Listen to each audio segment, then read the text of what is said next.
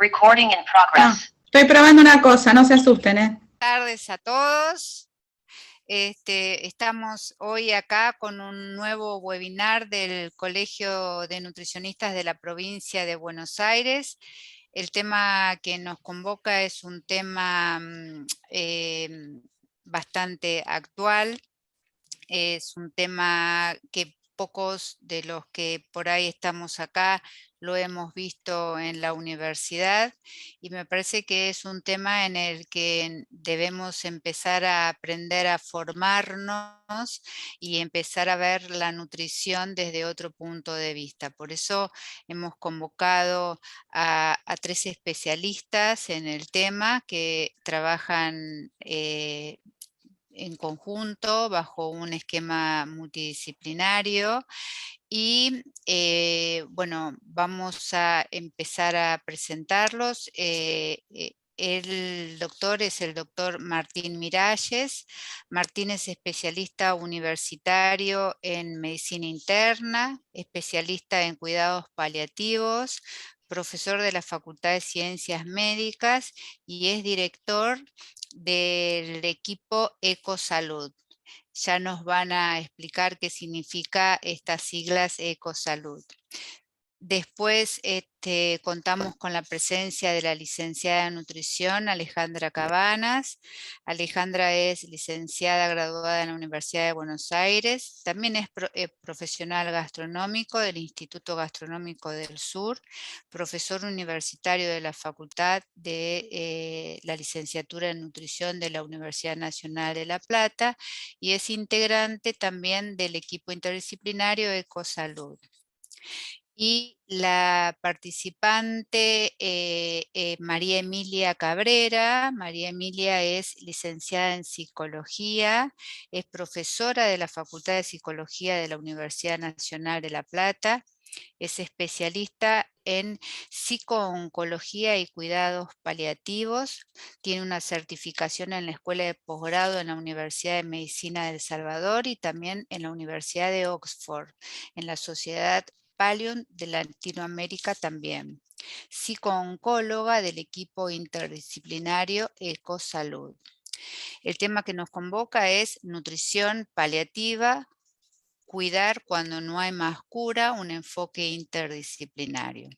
Antes de comenzar a presentar o que los participantes empiecen con sus ponencias, quería decirles que a medida que vayamos pasando con el tema, se va a compartir en el chat un link, que ese link los va a llevar a contestar un cuestionario, y ese cuestionario debe ser respondido para luego poder obtener el certificado de asistencia. Así que bueno, bienvenidos. Para mí es un placer tener al equipo. Me dirán quién empieza con Ale, ¿quién empieza? Ale, Martín o María Emilia. Eso no habíamos empezado.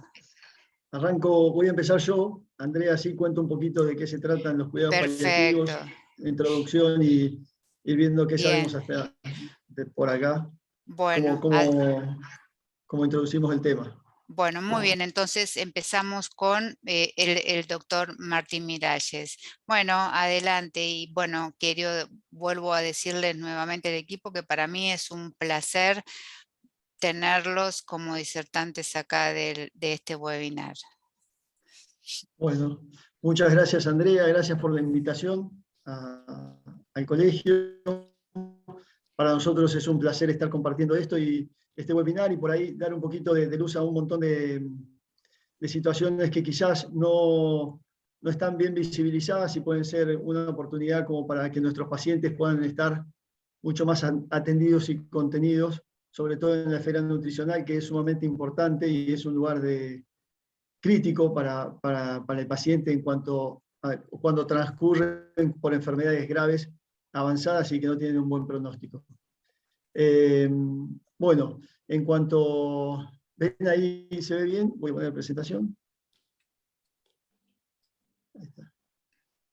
Bueno, A veces cuando uno le preguntan a qué te dedicas, y bueno, uno habla de cuidados paliativos, del otro lado siente que la visibilidad o lo que entiende el otro de lo que uno le está contando es esto, que nosotros atendemos a los pacientes en el final de vida, ¿no?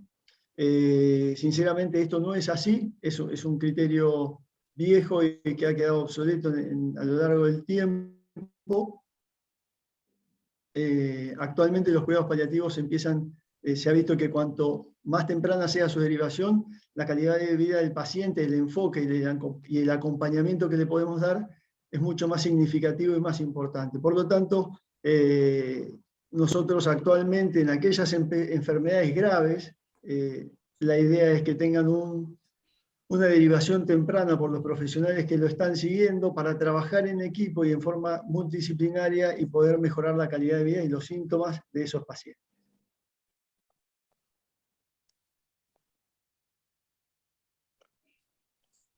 Bueno, entonces, en cuanto a definición, los cuidados paliativos son una especialidad que por sus características es interdisciplinaria. Esto no puede ser de otra manera porque el enfoque de los síntomas que afectan a las diferentes esferas que forman o conforman a esa persona, ese individuo que está atravesando este tipo de enfermedad. Está ido siempre hacia enfermedades crónicas, avanzadas, progresivas y que no tienen un tratamiento curativo. Y nuestro objetivo final es prevenir y aliviar los síntomas que generan sufrimiento de este tipo de pacientes y poder contener tanto al paciente como a su familia y mejorar la calidad de vida. En el 2015 sale este artículo en Palliative Care for the Serious Ill en la New England Journal of Medicine, donde habla un poquito de esto, ¿no? de cuál era el enfoque que tenían los cuidados paliativos, y habla de estas esferas que tratamos de abordar en nuestra carrera o en nuestra especialidad, que si bien se enfoca básicamente en el tratamiento del dolor, porque inicialmente fueron pacientes oncológicos los primeros que se abordaron, y el dolor era uno de los síntomas más importantes y más significativos. Después se engloban otras enfermedades que tienen un pronóstico severo y es crónico, y son enfermedades graves con una alta carga sintomática. Entonces se da lugar al abordaje de otros síntomas invalidantes, a la angustia psicológica y espiritual de los pacientes. Acá enfoca también en una comunicación avanzada. Nosotros por ahí tratamos de desarrollar, no tendría que ser una característica de los especialistas en cuidados paliativos, sino en la medicina en general, pero que haya una comunicación con el paciente y estar muy bien entrenados para por ahí abordar situaciones críticas o quizás algunos dilemas existenciales que pueden abordar nuestros pacientes, y además el afrontamiento de malas noticias, ¿no? Muchas veces somos los encargados de acompañar en la comunicación de esas malas noticias y contener tanto al paciente como a su familia. En ese transitar, lo que buscamos es ir planteándonos objetivos de acuerdo a los síntomas que esté teniendo el paciente y a los requerimientos que tenga tanto el paciente como su familia, para trazar una línea de tratamiento y que esos tratamientos estén ajustados a las creencias y a la cultura del paciente y a lo que el paciente pueda revalidar su autonomía. Por lo tanto, los tratamientos se dicen que son objetivos y individualizados a cada paciente. Este tipo de cuidados brindan una capa adicional al apoyo tanto de nuestros pacientes como de los otros profesionales que intervienen en el tratamiento y en la evaluación del paciente.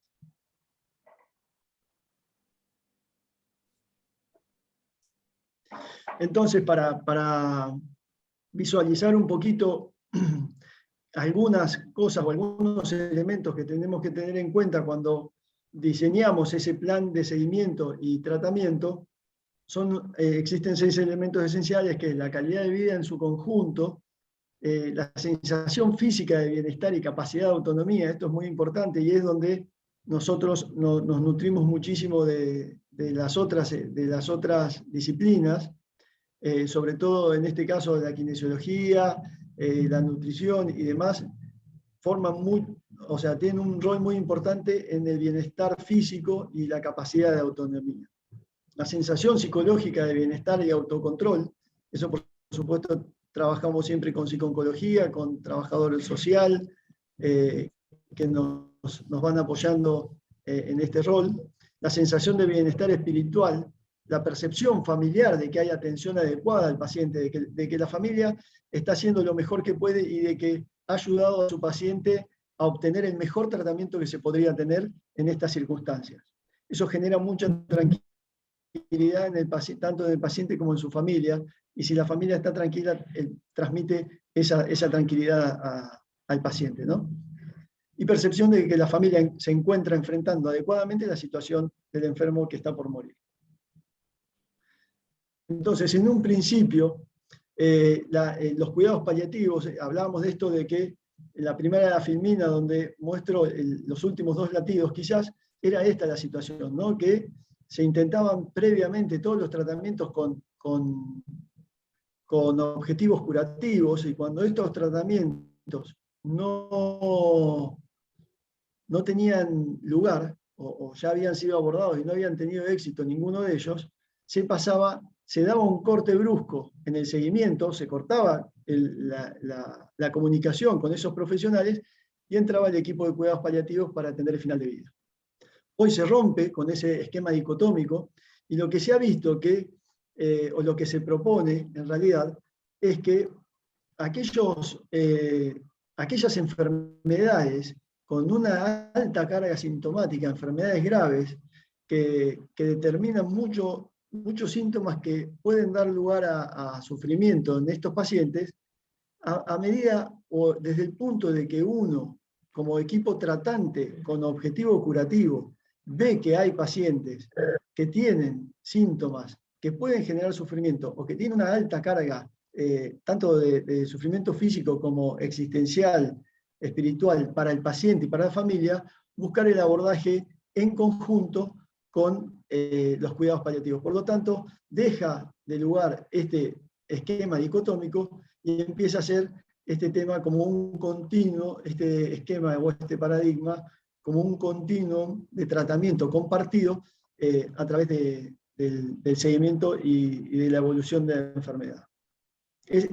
Tal es así que muchas veces nosotros, está bien, no es la mayoría de nuestros casos, pero tenemos muchos pacientes que los empezamos a atender, mejoran, tienen una buena evolución, que en un principio no sabíamos qué evolución iban a tener, pero cuando los conocemos tienen una alta carga sintomática, con dolor, que no se pueden parar de la cama, no pueden caminar, les cuesta comer, no pueden descansar, y están atravesando un tratamiento que todavía no sabemos si el tratamiento va a tener un resultado positivo o negativo. Me refiero a los aspectos curativos. Estos pacientes, en nuestro caso hemos tenido varios pacientes que han evolucionado en forma favorable y le hemos dado el alta desde nuestro equipo de cuidados paliativos con atención domiciliaria. Esto se evidencia, o sea, este continuum en el enfoque o en los cuidados paliativos tempranos, se evidencia en un trabajo que presentó en el 2010 Jennifer Temmel, que lo que hace es comparar 2 grupos de pacientes oncológicos con una enfermedad metastásica de pulmón de no células pequeñas, ¿no? Y compara 2 equipos, uno que se empieza tempranamente con el enfoque y el abordaje de cuidados paliativos y otro que sigue con el tratamiento estándar. Lo que ve es que en aquellos pacientes que tenían un enfoque o un abordaje temprano de cuidados paliativos, tienen mejor calidad de vida, tuvieron una atención menos agresiva, un tratamiento más confortable para ellos y para su familia, y lo que sí llamó mucho la atención y fue significativo porque el tiempo de supervivencia fue de 2 meses, más que el grupo que no tenía cuidados paliativos. Eso fue significativo porque muchos tratamientos oncológicos se diferencian o superan a otro cuando hablan de una sobrevida de 2 meses mayor que otro, ¿no? Por lo tanto, esta sobrevida que se conseguía con el tratamiento y la derivación temprana de cuidados paliativos era algo importante y superlativo para este trabajo. Entonces, en este aspecto, se hizo un cambio, y desde dónde hacia dónde se dirige, desde la enfermedad terminal, o sea, antes uno, y era esto que nos presentan, muchas veces nos sigue sucediendo, que nos presentan el paciente en síntomas de últimos días, como nosotros decimos, que es la última fase de la enfermedad.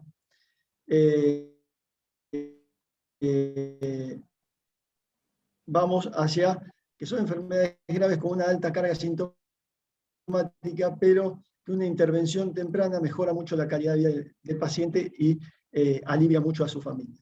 Antes se tomaban como un pronóstico de vida menor de 3 a 6 meses, y hoy se evalúa la intervención precoz en función de las necesidades. ¿Las necesidades cuáles son? Volvemos a lo mismo, esta alta carga sintomática que genere sufrimiento. ¿Qué patologías? Rápidamente podemos pensar en patologías, por supuesto que la oncológica es la más importante, la primera que se inició, las patologías neurológicas, algunas degenerativas, o la mayoría en su caso degenerativas, la esclerosis lateral amiotrófica, la esclerosis múltiple, cefalopatía de Creutzfeldt-Jakob, la insuficiencia cardíaca terminal, la enfermedad hepática o la insuficiencia hepática avanzada, la insuficiencia renal que no tiene capacidad o posibilidad de implante o de implante o de trasplante renal, y aquellas enfermedades como el EPOC avanzado también tendrían. Entonces, salimos de una dicotomía donde era curativo versus paliativo, y se encuentra en una atención sincrónica compartida, y donde hay un equipo que tiene un mayor abordaje, sobre todo en la comunicación, tanto del que intenta hacer un tratamiento curativo como el que es sostén y acondiciona al paciente para que ese tratamiento sea lo mejor posible y lo más llevadero posible. Y bueno, y una respuesta pasiva ante la crisis, y en una actitud proactiva, preventiva y gestión de casos, ¿no? Esto va dirigido a tener una intervención dirigida con el paciente, poder saber qué es lo que vamos a hacer ante algunas situaciones críticas, cómo vamos a actuar y qué es lo que desea el paciente y su familia. Por lo tanto, ese es el cambio de la atención o los conceptos que han cambiado en el último tiempo. Entonces pasamos desde una atención fragmentada a una coordinada, integrada y compartida. Por supuesto, esto donde cada uno de nosotros va a cumplir un rol, pero ese rol va a estar íntimamente ligado a los objetivos que planificó ese equipo y se va a llevar adelante en forma multidisciplinaria. El rol pasivo del enfermo hoy por hoy ya no tiene esta situación tan estanca. Hoy los pacientes nos plantean qué es lo que quieren hacer, cómo quieren decidir o cómo quieren continuar con su tratamiento, y esto tiene que ver mucho con los tratamientos que han evolucionado muchísimo, entonces la sobrevida es más larga, pero el último tiempo es significativo y es importante para poder tomar estas decisiones, y que los pacientes tienen mucho más información o acceso a muchísima más información a través de Internet, ¿no? Y lo que antes era cuidados paliativos netos, hoy es atención o cuidados paliativos continuos o de soporte. Entonces, cuando uno habla de que nuestros pacientes tienen una esfera multidimensional y que hay múltiples síntomas que generan mucha carga, tenemos que pensar en los síntomas físicos, como el dolor, el cansancio, la falta de aire, los emocionales, el miedo, la tristeza, la ansiedad, los sociales, el aislamiento y la soledad. Esto aislamiento muchas veces desde el punto de vista social no se sabe cómo acompañar a este tipo de pacientes, no lo quiero ver porque me da cosa verlo así, y el paciente muchas veces no quiero que me vean así, entonces genera a nivel social un aislamiento, el paciente deja de cumplir su rol laboral y también pierde su círculo de amigos o sus círculos sociales por la incapacidad de poder compartir esos espacios que antes compartía. el manejo de la enfermedad a través de los medicamentos, las pruebas, las visitas. Esto se convierte también como, sobre todo las pruebas y las visitas, las tomografías, los estudios y demás, se convierten como una agenda de horarios muy cargada que para el paciente terminan siendo agotadores y devastados. Y si esto no está coordinado y no está supervisado por alguien que vaya guiando todas estas situaciones, se hace a veces un poco difícil. Y después los espirituales, muchas veces se confunde la espiritualidad con las creencias religiosas. En realidad esto va un poco más allá y aborda al paciente como la espiritualidad en cuanto a su ser, ¿no? de enfrentarse a un dilema existencial, de ver qué es lo que va a pasar, de enfrentarse a la idea de morir o de estar incapacitado, la pérdida de roles. Muchas veces la falta de sentido a ese momento de atravesar tanto dolor, con qué fin, la recolocación de sus creencias, a veces el deseo de irse o el miedo de irse, ¿no? Hoy, ante todo esto, no quedan dudas que el abordaje nuestro es interdisciplinario, donde cada una de las partes del equipo va aportando su porción de conocimientos a este rompecabezas y nos va a dar lugar a un objetivo mucho más claro, donde está centrado en el centro de todo ese diagrama terapéutico, está centrado en nuestro paciente y su familia. En cuanto al control sintomático, lo primero que tenemos que hacer es interrogar los síntomas y evaluar los síntomas que generan sufrimiento. Se hace mucho hincapié en el dolor, en los cuidados paliativos, porque muchos de nuestros pacientes cursan su enfermedad con dolor.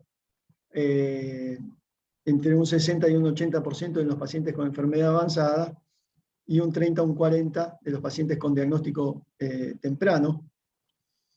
Pero el dolor es un síntoma tan crudo y tan invalidante que si uno no trata efectivamente el dolor o la falta de aire o la falta de descanso, esos síntomas que están generando sufrimiento, no va a poder evaluar o no va a poder continuar con el esquema terapéutico o el plantear los objetivos. Por lo tanto, interrogar y evaluar los síntomas que generan sufrimiento serían el primer paso, ¿no? Valorar el impacto de estos síntomas en el desarrollo de la calidad o en el desarrollo de la vida diaria. Por supuesto que es lo primero que hacemos. Definir objetivos terapéuticos de los mismos, plantearnos a ver cómo vamos a abordar si el paciente está, o sea, explicarle bien al paciente qué es lo que vamos a hacer, cómo va a transcurrir este cuadro, ya sea si la falta de aire, si es el dolor, si es la pérdida de peso y la dificultad para la ingesta de alimentos, que es algo que ocurre en el 100% de los pacientes.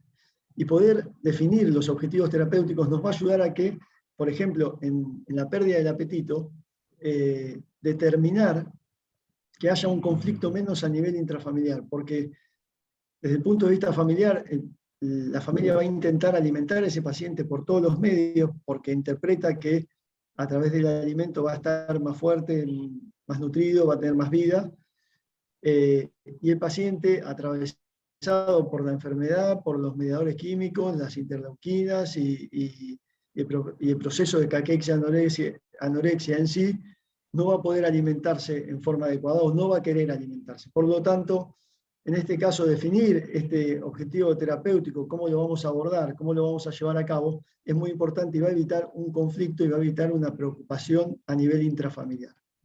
Una vez que lo planteemos, tenemos que elaborar el plan terapéutico. Bueno, esto va a ser así, lo ideal es dejar un plan terapéutico bien estipulado, marcado, puntualizado y ser muy claros en ese plan terapéutico cómo vamos a seguir con el tratamiento para el control de cada uno de los síntomas. Y dejar alternativas o puntos para recurrir en casos extremos o llamar a alguien o buscar comunicación para poder abordar las situaciones que se salgan del control o de este plan que hemos pautado. Informar y comunicar. Esto de una cosa es brindar información, bueno, no tiene apetito porque está enfermo y la enfermedad le saca hambre. Eso sería informar. Y otra es comunicar y plantearle, bueno, algunos mediadores químicos, y eso es lo que hace que él no tenga apetito o que ella no quiera comer, pero no es que no tenga voluntad, no es que no tenga hambre, no es que no le guste la comida que vos le preparás, o no es que él esté en contra de ustedes, sino que sinceramente él no está pudiendo comer porque no le siente el gusto, porque no le resulta atractivo, porque come y tiene una saciedad muy precoz. Entonces,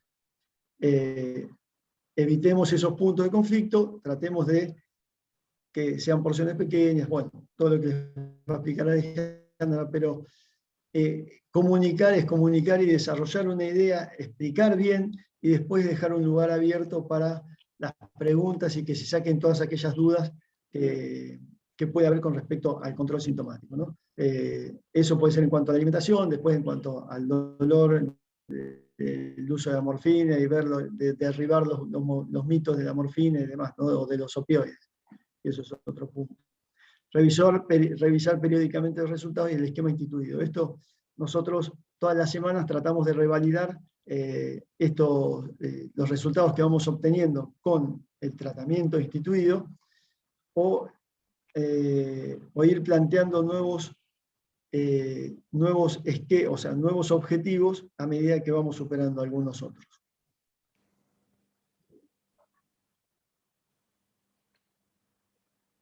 Bueno, en cuanto a la comunicación, esto que hace hincapié sumamente o muy profundo en los cuidados paliativos es en cuanto a la comunicación, y esto de derribar el mito de comunicar versus informar.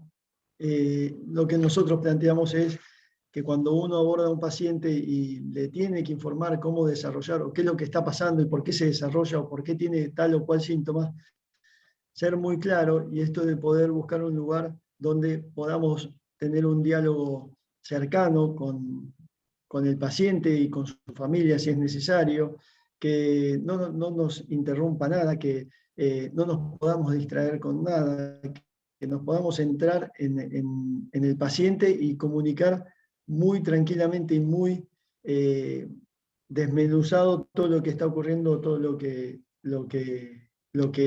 le está pasando a ese paciente para llegar a esta situación.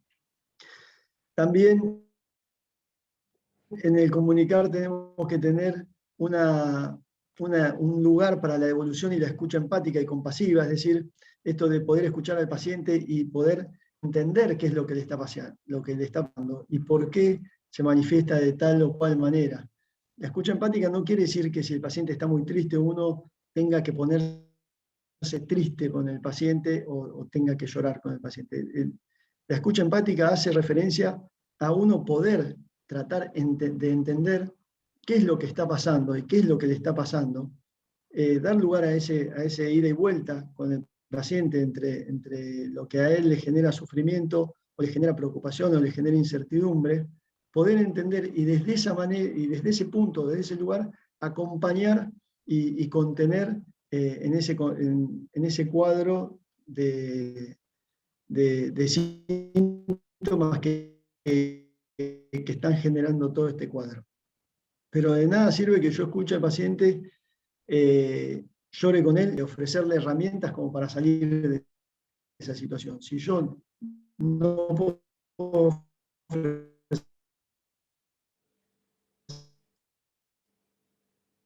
herramientas,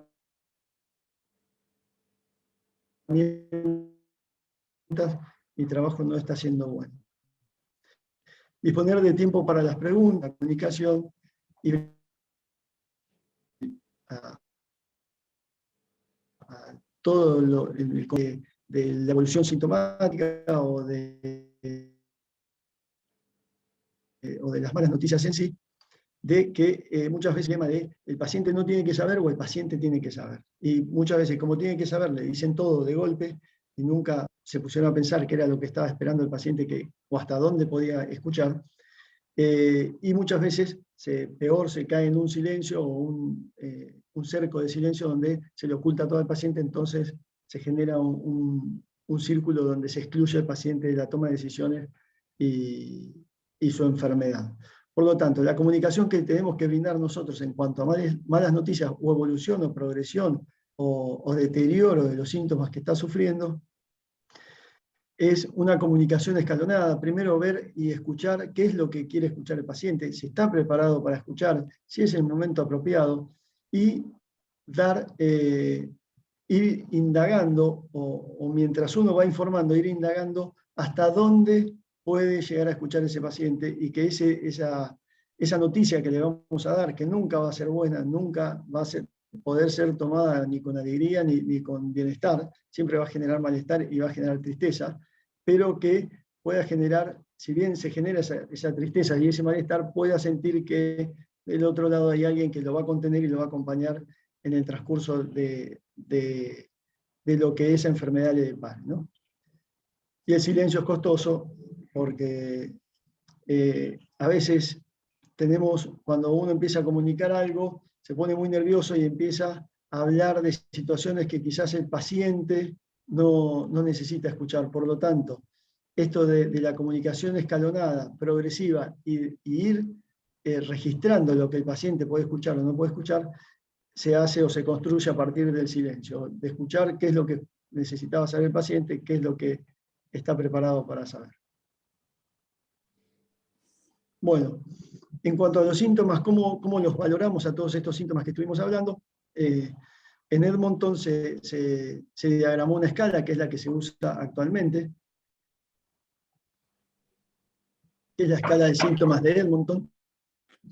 Y lo que se hizo, existía previamente esta escala visual análoga del dolor, que era del 1 al 10, donde 0 era poco, 2 era poco, 4 moderado, fuerte, muy fuerte e insoportable, y se la trasladó al resto de los síntomas, al dolor, al cansancio, a las náuseas, la depresión, ansiedad, somnolencia, apetito. El apetito es algo que debemos valorar en forma recurrente y semanalmente. Máximo bienestar, falta de aire y sin dificultad para dormir o máxima dificultad para dormir. Entonces, 0 es poco, o sea, poco sintomático, o en el caso del apetito es muy buen apetito. 10 es el peor momento sintomático. Bueno, en cuanto a esto voy a hacer un enfoque básico para que después continúe, pero en cuanto a la alimentación de nuestros pacientes, debemos saber que la malnutrición moderada o severa en los pacientes con cáncer avanzado es superior al 50%. Es una situación que a los pacientes y a su familia les genera mucha ansiedad, les genera mucho malestar, mucha angustia. También no saben si alimentar o no alimentar, si darle esto o no. Por lo tanto, entran en un circuito que muchas veces los confunde y lleva a destinos que no son los que estamos buscando. Por lo tanto, el soporte en este tipo de síntomas es muy valioso. Los factores que determinan el estado nutricional son el estadio de enfermedad, el tipo de tumor y la localización. Por supuesto que los tumores que estén más avanzados siempre, además, van a generar más hiporexia o van a estar más asociados al síndrome caquexia-anorexia.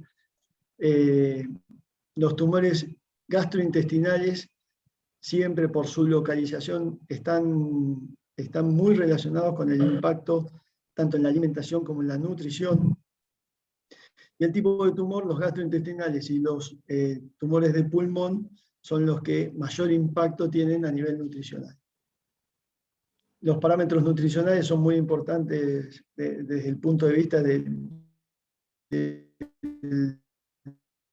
los datos que uno recoge o de los factores, y la caquexia, tanto en la enfermedad oncológica como en las otras enfermedades crónicas y progresivas, como puede ser la insuficiencia cardíaca, el EPOC, la insuficiencia renal, siempre son de mal pronóstico, ¿no?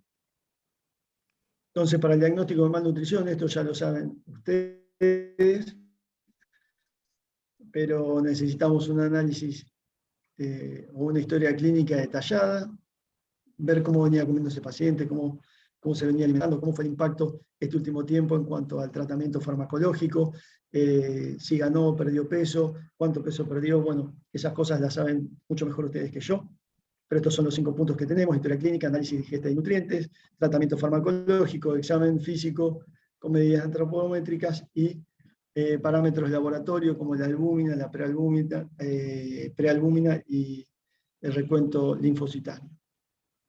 Bueno, entonces estos eran las medidas antropométricas. Lo más fácil para nosotros es el peso corporal y sus variaciones, el índice de masa corporal. Después Alejandra por ahí lo va a completar muchísimo más. Medidas bioquímicas, albúmina, prealbúmina y recuento linfocitario. Y el impacto final es que, sin lugar a dudas, la situación más crítica a la cual nos enfrentamos en cuanto a nutrición es el síndrome caquexia-anorexia, ¿no? Y la caquexia paraneoplásica existe en un 40% de los pacientes al inicio del tratamiento o al diagnóstico, y entre un 70 y un 80% de enfermedad avanzada.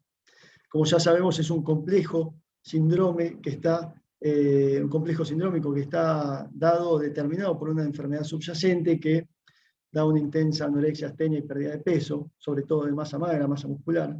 Pero no solo eso, sino que desde el punto de vista de la calidad de vida del paciente, tiene un alto costo funcional, un impacto muy alto sobre la imagen, la autoestima y la expectativa de supervivencia. Bueno, conclusión. La idea de esta primera parte era mostrarles un poquito de qué se tratan los cuidados paliativos, que uno puede empezar a pensar los cuidados paliativos mucho tiempo antes de esos últimos 3 o 4 meses o 2 meses que encontremos un paciente ya más cerca de un síndrome de caquexia-anorexia. Por lo tanto, se puede empezar a trabajar mucho antes con obteniendo resultados mucho mejores y con un gran impacto en la calidad de vida de nuestros pacientes y sobre todo del sostén familiar. Como les expliqué, los cuidados paliativos son una especialidad que tiene un abordaje multidimensional, por lo tanto su ejecución es a través de la multidisciplina. Es una especialidad muy horizontal donde todas las disciplinas que participan tienen un paso y una actividad muy importante, ¿no? La derivación temprana tiene un impacto positivo en la calidad de vida del paciente y su supervivencia. Esto quedó demostrado ya con algunos estudios, por lo tanto es importante que no esperemos o no tener miedo también a la derivación temprana de nuestros pacientes a que pasen a cuidados paliativos o sostén paliativo o cuidados continuos o como le queramos decir, pero hay muchas veces que se puede trabajar muchísimo con las derivaciones tempranas y lograr sobre todo una independencia y una autonomía mucho más marcada que los pacientes que no lo reciben. Siempre hay detalles que van a tener un impacto positivo en nuestros pacientes, aunque a nosotros nos parezca que no, pero solamente voy a cambiar esto, le voy a agregar este analgésico a esta hora, o le voy a agregar esta infusión a esta hora, o esta colación a esta hora.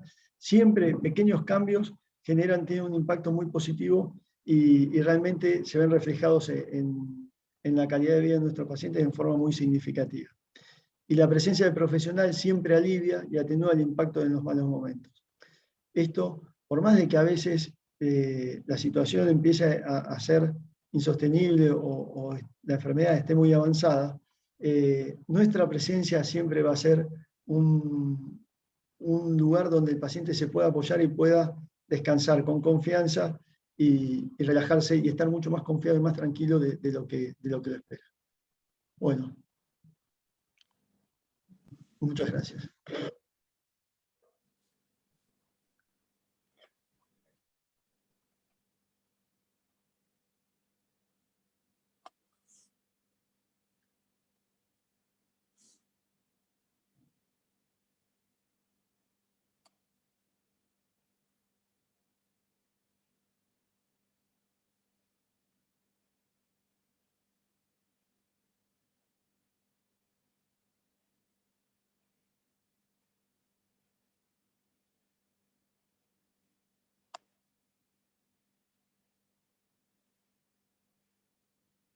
Ahí está, no me podía reactivar el audio. Bueno, Martín, 1.000.000 de gracias.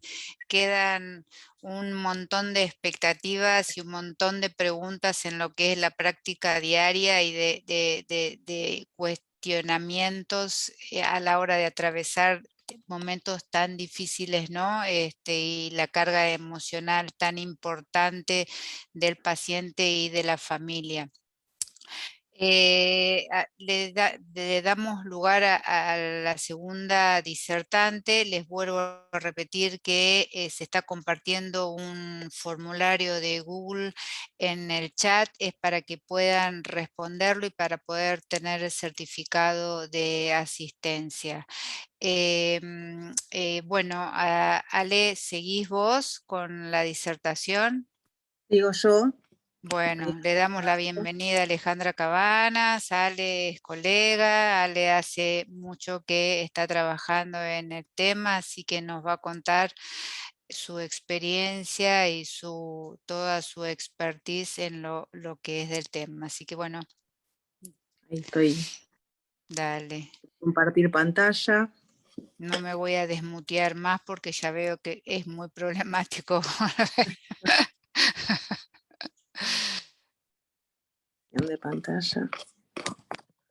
A todos antes quiero decirles que muchas gracias, Ale, porque está en cuarentena, porque está en cuarentena, no, está saliendo o su cuarto día de COVID, así que de haber pasado 38 grados ayer, hoy está con nosotros tratando de poder dar lo mejor de ella con su fiebre acá en este webinar. Gracias, Ale, por semejante responsabilidad. Bueno, no, lo ameritaba. Ayer le escribí a Martín y digo, ¿qué hacemos con esto? ¿Cómo hago para levantar esto que está pasando? Pero bueno, por suerte revirtió. Bueno, primero agradecer al Colegio de Nutricionistas por la invitación. Considero que como profe de la carrera de nutrición, la salida laboral también es muy importante para nosotros, y este es un campo que realmente está poco explorado por nosotros, es bastante nuevo. Creo que si bien somos un grupo importante de nutricionistas paliativistas que nos manejamos hasta a nivel grupal en lo que es el país, no, falta mucho más, ¿no? O sea, queda mucho lugar para muchos que quieran dedicarse a esto. Bueno, Así que bueno.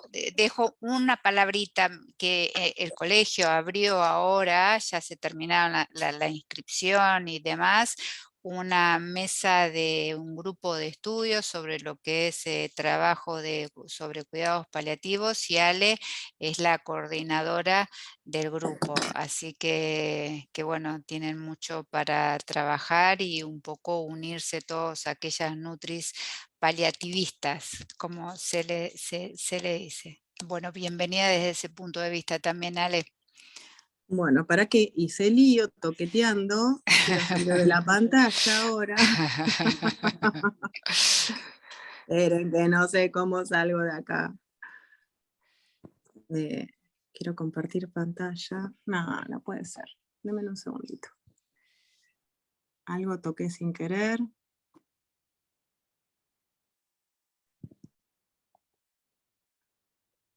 No, me dan un segundo que me conecte y me desconecto de nuevo. No puedo encontrar lo que fue.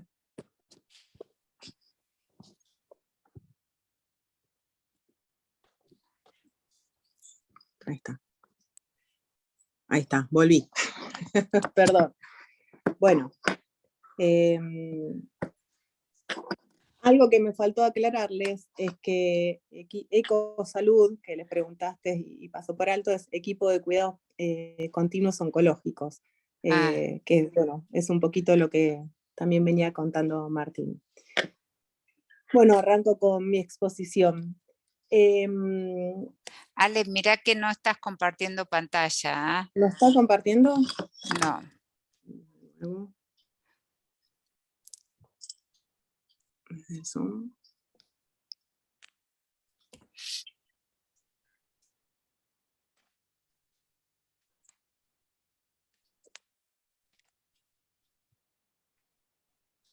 ¿Ahora?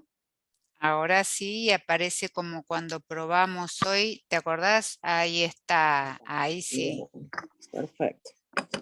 Bueno, bien. Eh, bueno, acá nadie me va a responder porque somos un montón hoy, pero cuando pensamos en alimentación, a nosotras las Nutri se nos vienen un montón de cosas a la cabeza, ¿sí? La alimentación es sinónimo de salud. ¿Ahí se ve bien? Perdón, Sí, ¿eh? Ale, sí, sí, se ve, se ve, se Bien. ve. Alimentación es sinónima de salud, de supervivencia. Pocas cosas en nuestra vida son tan constantes como el hecho de alimentarnos, ¿no? Nacemos, respiramos, comemos, pasan un montón de cosas en el medio y en esto que por ahí abordamos hoy, cuando dejamos de comer, al ratito por ahí podemos dejar de respirar, ¿no? Entonces no deja de ser algo muy importante en nuestra vida. Es un proceso individual, totalmente voluntario. Nosotras como nutricionistas vemos en el consultorio que todas las personas comen totalmente distinto, lo que quieren, como quieren y cuando quieren, y que muchas veces nuestra intervención no es necesaria, pero sí obligada por las circunstancias. Entonces siempre hay que tener el enfoque de que estamos para ayudar en lo que se pueda y cómo se pueda. También tiene un significado social, de tradiciones, de hábitos.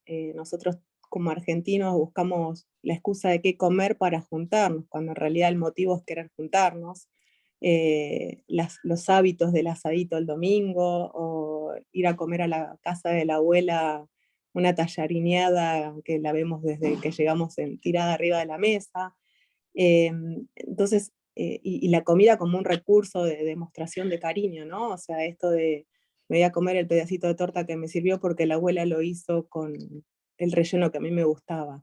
Todo esto hace a que cuando abordemos en nuestros pacientes el tema de la alimentación tenemos que contemplar algo distinto a lo que las nutricionistas habitualmente estamos acostumbradas a hacer, que es cuántas calorías, qué porcentaje de proteínas, grasas e hidratos de carbono, si cubrimos o no requerimientos nutricionales de vitaminas y minerales, ¿no?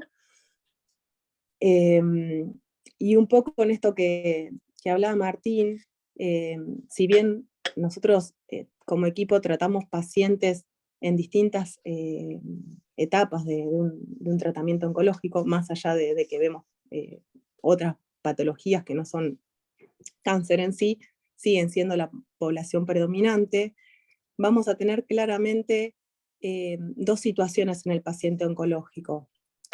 Aquel paciente oncológico con una derivación temprana al equipo de cuidados paliativos, que es un paciente que todavía está haciendo o que está haciendo tratamientos de distinto tipo, pueden ser quimioterápicos, radioterapia o saliendo o preparándose para una cirugía, en donde nuestro objetivo va a ser en este paciente buscar mantener o recuperar el estado de nutrición para que este paciente pueda continuar y le dé el tiempo, o sea, pueda continuar en tiempo y forma con el tratamiento que tenga que hacer, y también mejorar la tolerancia a los alimentos, que va a fluctuar mucho también por el tratamiento que esté cursando, incluso en el momento del tratamiento. No va a ser lo mismo un paciente que esté haciendo una radioterapia, que esté localizado en la zona del cuello,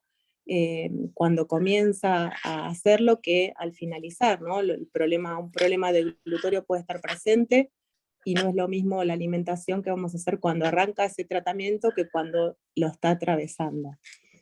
Y después, por otro lado, tenemos un paciente que ya por ahí está en una situación terminal, que ya no hay ningún tratamiento oncológico para hacer, y lo que tenemos que tratar de hacer es una educación alimentaria para tratar más que nada los síntomas, satisfaciendo los deseos del paciente, ¿no? Abordando todo esto que nombramos hoy como fundamental para alimentar a una persona, o que una persona considera importante en su alimentación. Para esto vamos a tener distintos objetivos en la alimentación paliativa. siempre tenemos que tratar que los objetivos sean posibles de cumplir, claros y realistas.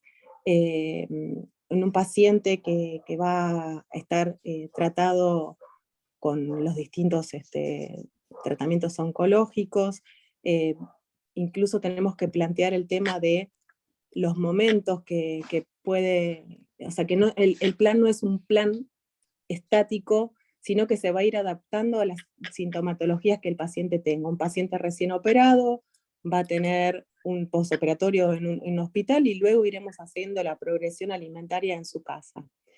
Y tenemos que ser claros y concretos que no va a ser algo fijo que no va a cambiar, ¿sí? Porque si no la gente por ahí tiene miedo a la comida de hospital constante, a no volver a, o a comer también, ¿no? Porque el hecho de volver a comer cuando vienen de una cirugía digestiva también les genera miedos. Entonces tenemos que tratar de cumplir y ser conscientes y realistas con lo que puede comer ese paciente. Disminuir la sintomatología digestiva. ¿Qué síntomas habitualmente se van a dar? Sequedad de boca, problemas en la deglución, náuseas y vómitos, diarrea, constipación, ¿sí? Esos son los síntomas más frecuentes. El tratamiento va a ser también en función a cuál es el síntoma. En el caso de algún problema de disfagia o de deglución, iremos cambiando las consistencias del plan de alimentación al punto de encontrar la consistencia adecuada para ese paciente. En el tratamiento de las náuseas y vómitos iremos reduciendo las porciones y aumentando el fraccionamiento y buscando alimentos que tengan que no retarden el vaciamiento gástrico, ¿sí? En el caso de las...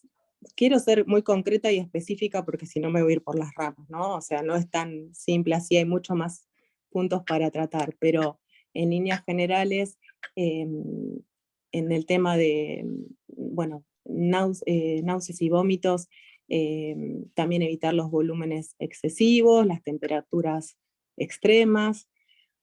Con respecto a diarreas, obviamente manejar dieta astringente, y la hidratación fundamental.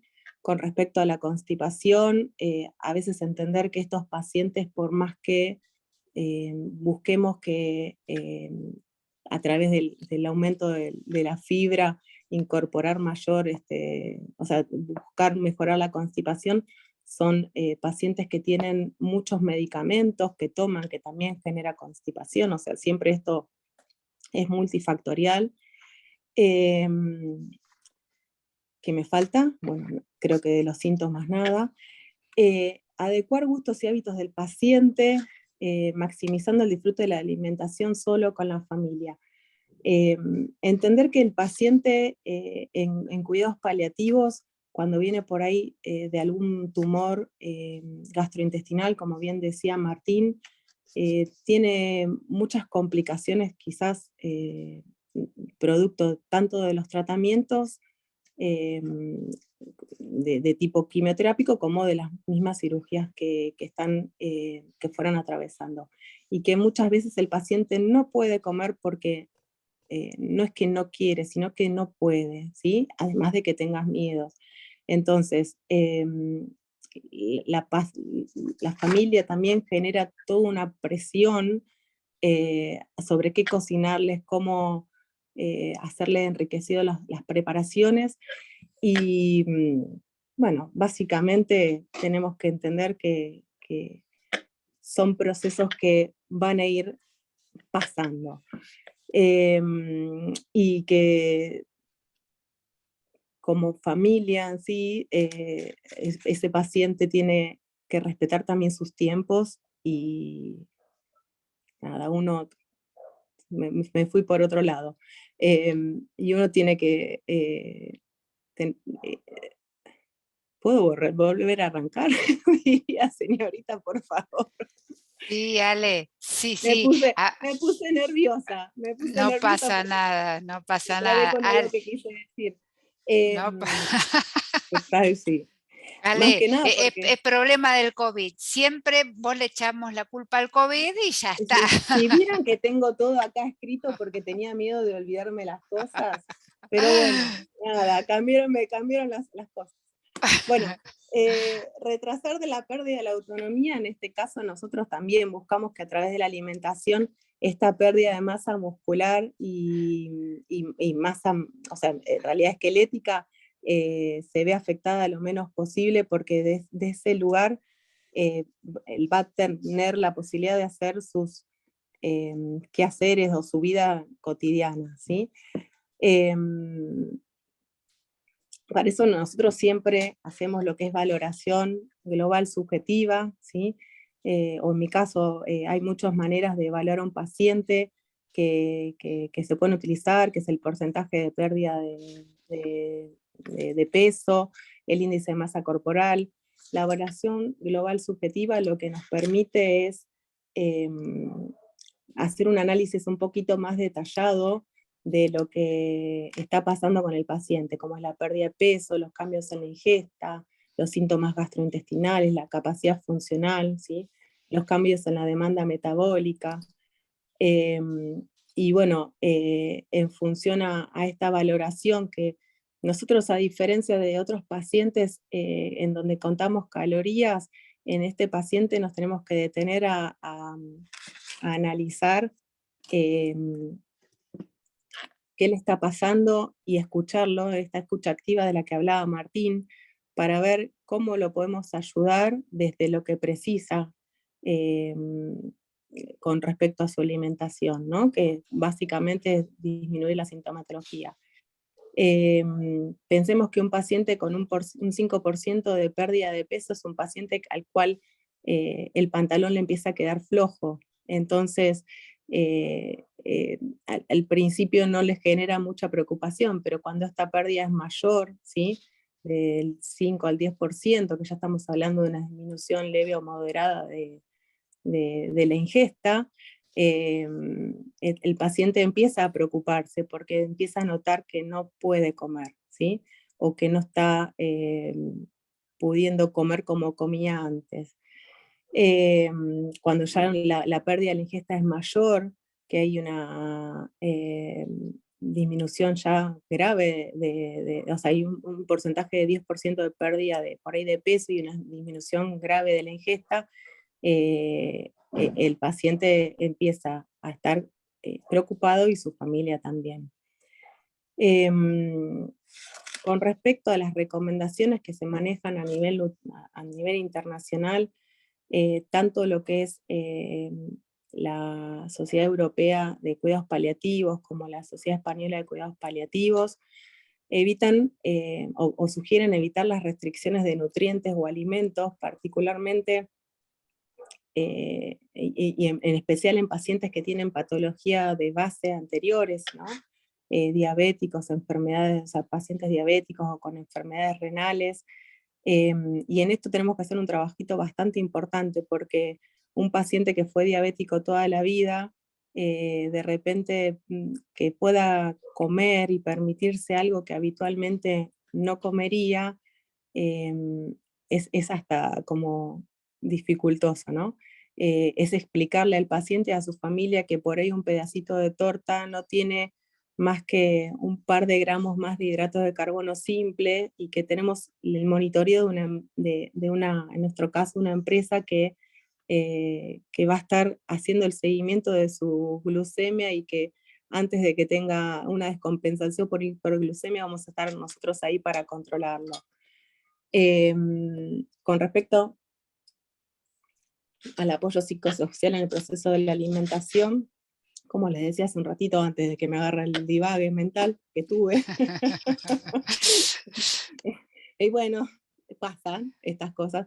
El apoyo psicosocial es fundamental para el paciente y la familia, por eso nosotros como equipo manejamos íntegramente, nos manejamos con psicólogos para poder contener las demandas que van a surgir del paciente y de la familia, y evitar también como una recomendación monitorear el estado nutricional de manera permanente, ¿no? Esto de ir, nosotras que tenemos como herramienta casi exclusiva la balanza, andamos con la balanza dentro de la cartera todo el tiempo, y pesar estos pacientes por ahí no siempre es un buen recurso, porque no hacemos más que poner en evidencia todo el deterioro que el paciente fue teniendo a lo largo del tiempo.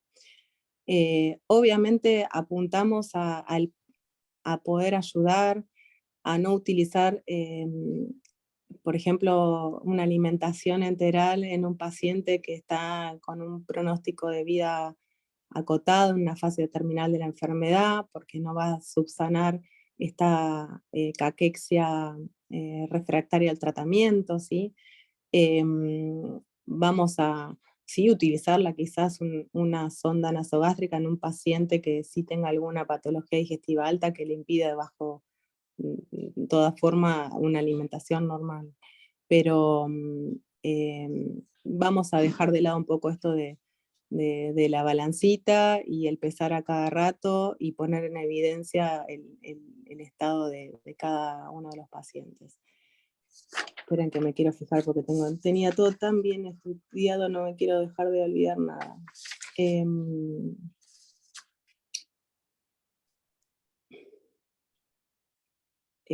Bueno, creo que en líneas generales, ante mi laguna mental, hemos dicho todo. He dicho todo. Me he perdido, pero acá estoy. Pero bueno, acá estás.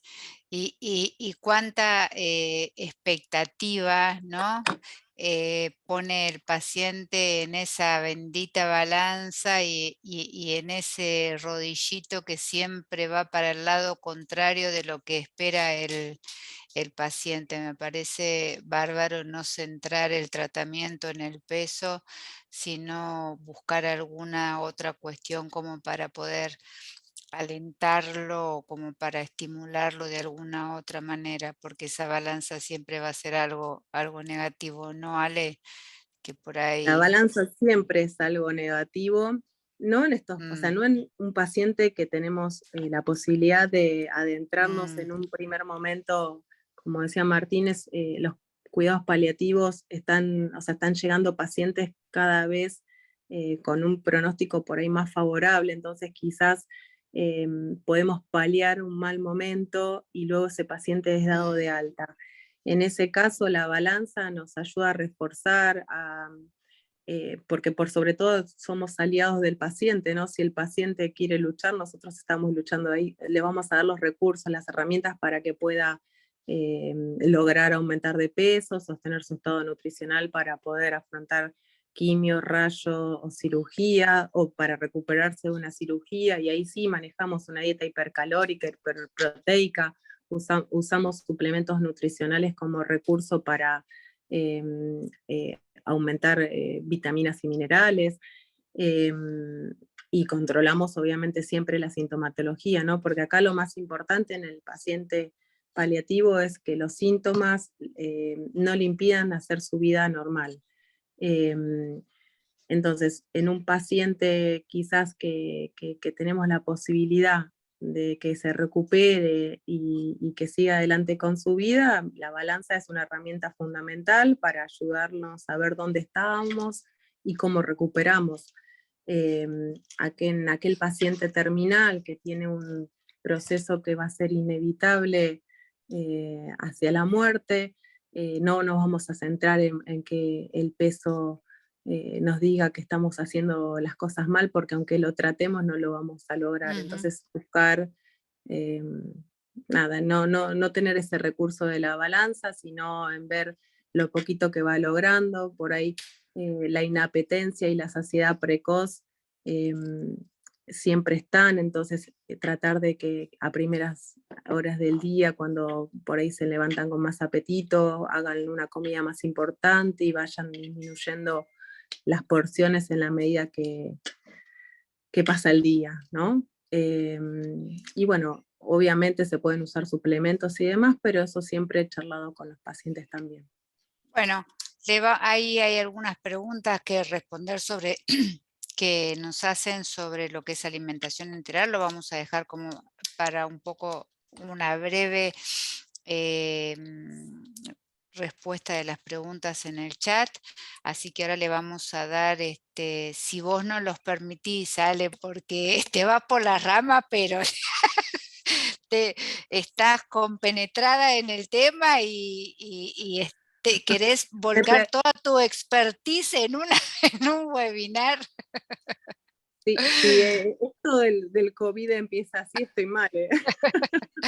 Bueno, le vamos a dejar que María Emilia Cabrera, que es licenciada en psicología, que forma parte del equipo interdisciplinario, muestre o nos presente su ponencia, así que le damos la bienvenida a María Emilia y bueno, acá estamos para escucharte.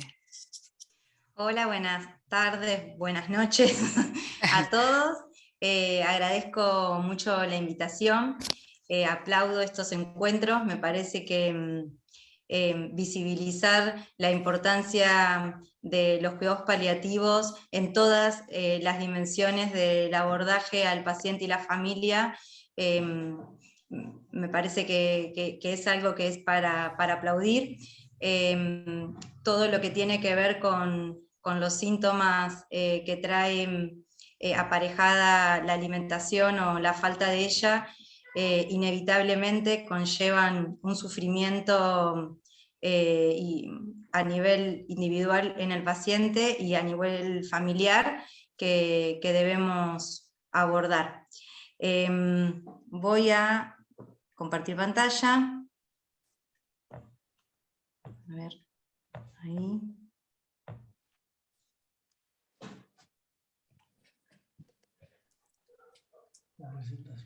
Sí. Bueno, todo. ¿A dónde? No, acá. Ahí está. Bueno, ahora sí, tengo a mi asistente acá. ¿Para qué saco esto? Bueno, les voy a brevemente, en realidad, profundizar sobre estos temas nos llevaría mucho más que un encuentro de 2 horas, por lo tanto voy a hacer una presentación de los aspectos más importantes a tratar en esta problemática, desde pudiendo ver la alimentación desde su dimensión sociocultural y psicológica en los cuidados paliativos. Un día, por ahí lo referimos solamente al paciente oncológico porque es como el paciente con el cual nosotros comenzamos o el paciente que se nos presenta con todas las dimensiones del sufrimiento, tanto físico como psicosocial, pero bueno, un poco como lo planteaba Martín al inicio y también Ale después, los pacientes que nosotros atendemos en el abordaje de cuidados paliativos va más allá del paciente oncológico, ¿sí? Lógicamente es nuestra población mayor, pero estamos trabajando para que muchas otras enfermedades también puedan recibir cuidados paliativos tempranamente.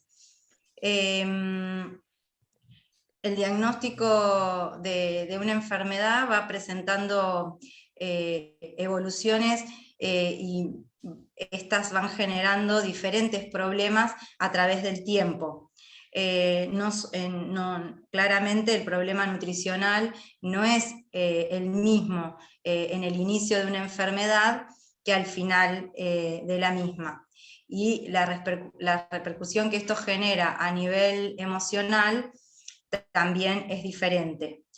Por ahí me voy a centrar más en lo que, en el final, ¿sí? O sea, en el final de, o en la enfermedad avanzada, y no tanto en el inicio de un diagnóstico, pero bueno, también en esto la importancia de poder recibir cuidados paliativos tempranamente para poder hacer un abordaje integral desde el inicio y no encontrarnos al final de vida con un montón de problemas que seguramente si lo hubiéramos trabajado con anterioridad no se harían presentes en el final de la vida.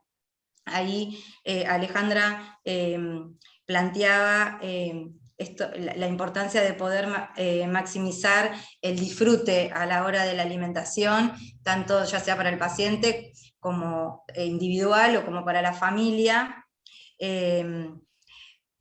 que claramente es muy difícil hacerlo cuando uno se encuentra en el final de vida con ese paciente y con esa familia. Si esto nosotros lo trabajamos con anticipación, seguramente que cada bocado que ese paciente pueda dar lo va a ver más allá desde su aporte nutricional y lo va a ver, o sea, de lo que implica poder estar disfrutando ese último encuentro tal vez con sus seres amados. El problema en la alimentación tiene repercusiones psicológicas en el paciente y en la familia que son de órdenes diferentes. Por ahí la familia hace mucho hincapié en lo que el paciente no come. De hecho, cuando vienen a las consultas, o sea, el mayor relato tiene que ver y preocupación con la anorexia del paciente, con todo lo que no comió, con qué va a pasar si no come. Y el paciente, su mayor conflictiva, no es tanto desde la cantidad de lo que come, ¿sí? O sea, como si la familia mide la cantidad, sino lo que él está, o sea, es una pérdida más, y entra dentro de todas, o sea, la pérdida de alimentación entra dentro de todas estas pérdidas significativas que él tiene, o sea, como la pérdida de la autonomía, bueno, la pérdida de relaciones vinculares, laborales, la pérdida en su rol social, bueno, el cambio en la imagen corporal, bueno, lo vive, o sea, el problema en la alimentación desde su dimensión más subjetiva y no tanto desde la cantidad de lo que come o no come. Claramente esto genera un conflicto a nivel intrafamiliar, donde el paciente se angustia y sufre porque ve el trabajo que su familia está haciendo para que él pueda comer, y él no está pudiendo responder a la demanda de su familia. Esto genera un alto sufrimiento psíquico en el paciente, generando un montón de síntomas psicológicos, como la rabia, el enojo, la tristeza, la angustia, la ansiedad. O sea, que claramente el problema de la alimentación es un problema multifactorial. Y por eso la importancia de abordarla, poder abordarlo desde todas sus dimensiones. Para la familia y el equipo, el abordaje de la alimentación y de todos los síntomas digestivos suele ser una fuente de problemas éticos y que causa mucho conflicto, porque por ahí a veces cuando uno intenta trabajar con esa familia, de que, bueno, que por ahí, o sea, no está mal que el paciente en este momento coma la cantidad que come, la familia, o sea, nos plantea que, bueno, entonces si no lo alimentamos, se va a morir, ¿no? O sea, entonces, claramente nos posiciona en un problema y dilemas éticos que darían, o sea, bueno, para otra clase. Las frases más frecuentes, ¿no? O sea, que nos encontramos en relación a esto es que un poco lo que decía Martín también es trabajar con la familia de que no es algo que el paciente se lo está haciendo adrede, pero bueno, ellos lo sienten así, bueno, esto del que casi no me come, ¿no? O sea, ni me come, hago todo lo que él quiere o lo que ella quiere, y cuando se lo presento en la mesa no come nada, o come solo un bocadito y no come más. hacemos todo lo que le gusta pero le aburre. La familia lo plantea desde ahí, inclusive desde el enojo, y esto el paciente lo vive con muchísima culpa. Bueno, si me dicen que quiero comer tal cosa, ya salgo corriendo y voy a buscarlo, pero después nada le gusta.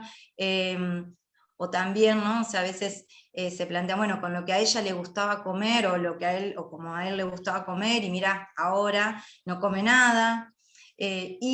La gran frase con la que nos encontramos todo el tiempo es, bueno, si no come, se va a morir, ¿no? O sea, y esto, bueno, es así, ¿no? O sea, como haciéndonos, o sea, partícipe a nosotros también, o que avalemos esta pregunta de que si no come, se va a morir.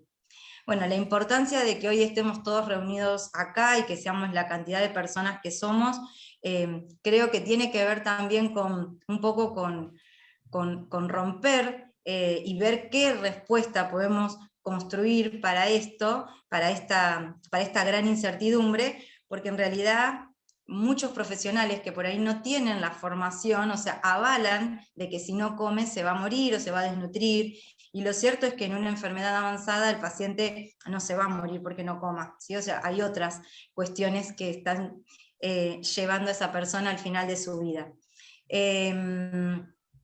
Y en la familia esto genera mucha culpa, ¿cómo lo vamos a dejar sin comer? O sea, y después esto, si uno no lo trabaja, bueno, aparecen los famosos duelos patológicos, ¿no? O sea, cuando el paciente fallece, ¿no? O sea, ese sentimiento de culpa de que si tal vez hubiéramos insistido un poquito más, algo hubiera sido diferente. Entonces, todo esto, lo que sigue dando cuenta es que necesitamos trabajar todo esto interdisciplinariamente y con mucho tiempo, ¿sí? Que a veces es el que en estas situaciones nos apremia.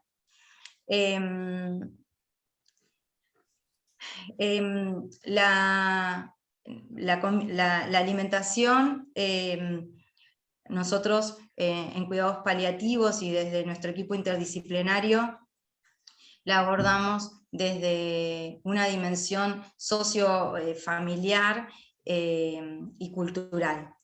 La alimentación va a estar determinada por la vivencia, por la práctica y por el conocimiento que el entorno tenga de esta problemática. Para nosotros el domicilio es un lugar sumamente propicio para poder ahondar y trabajar interdisciplinariamente en este fenómeno que presenta la alimentación.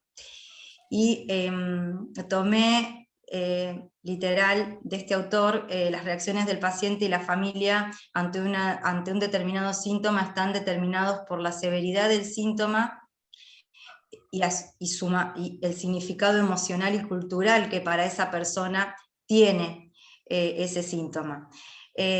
Martín hablaba del dolor, ¿sí? O sea, nosotros lo tenemos como el síntoma patognomónico, el dolor, ¿no? O sea, y poder abordarlo desde todas sus dimensiones.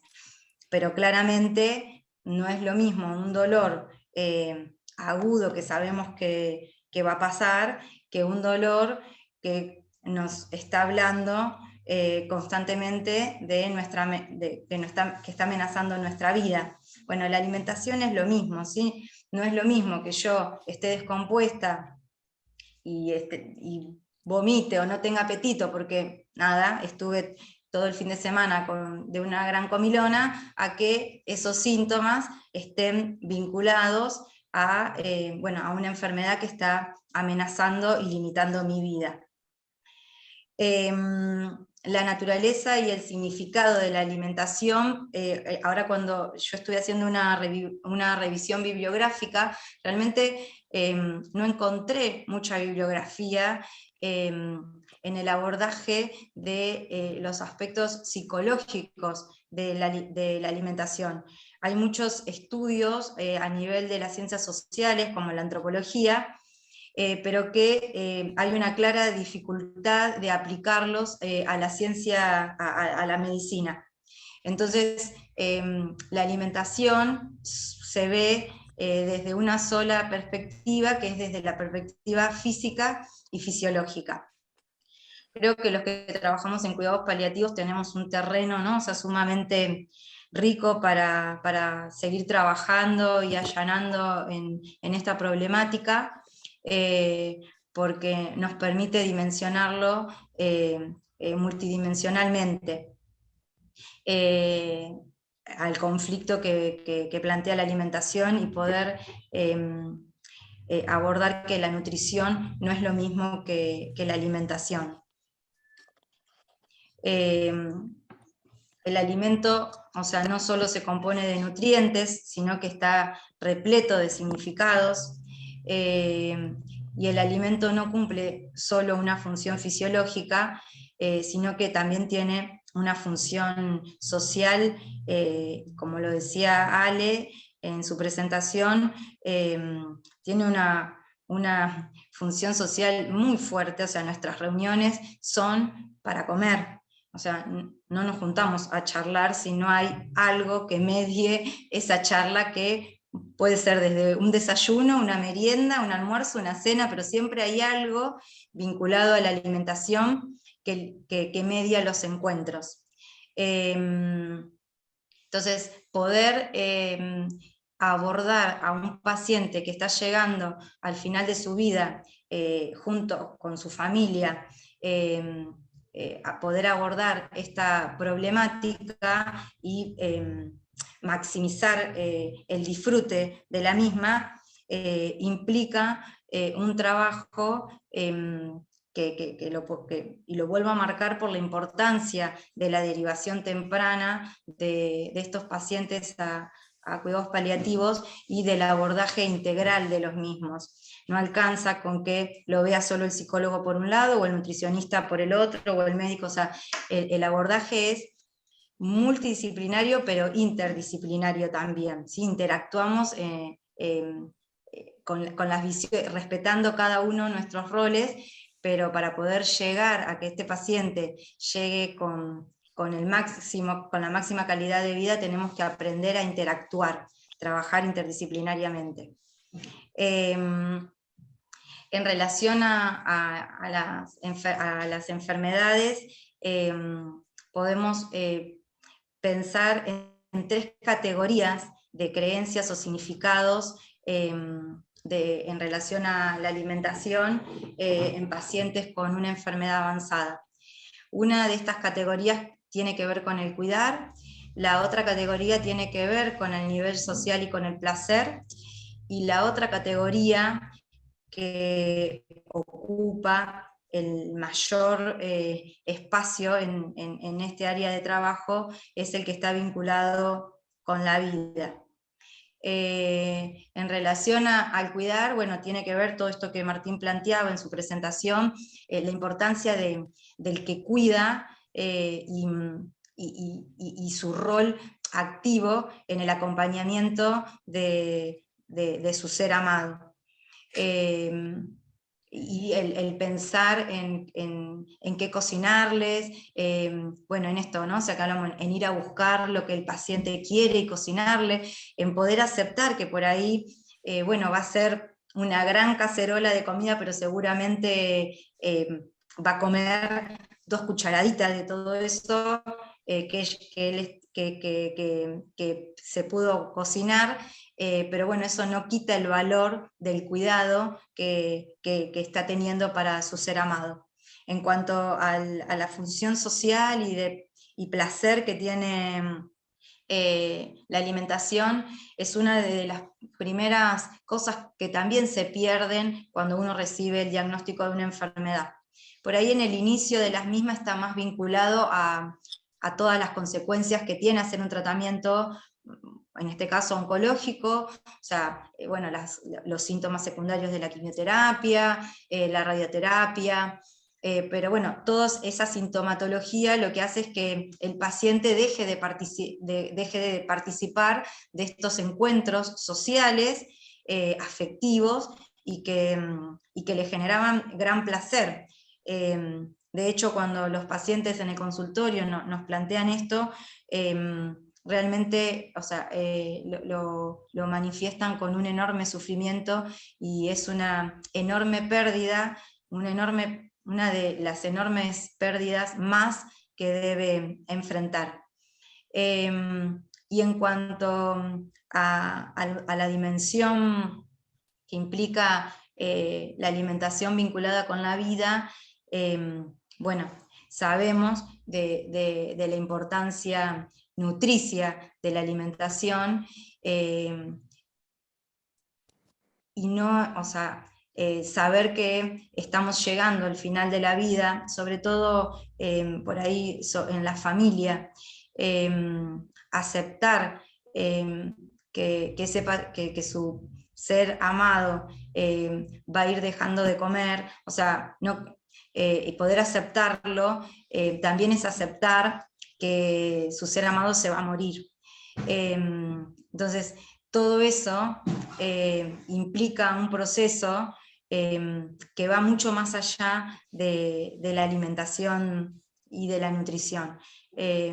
Es enfrentarse en el día a día, o sea, con cada cucharadita menos que su familiar come, con la proximidad inminente y la certeza de la muerte.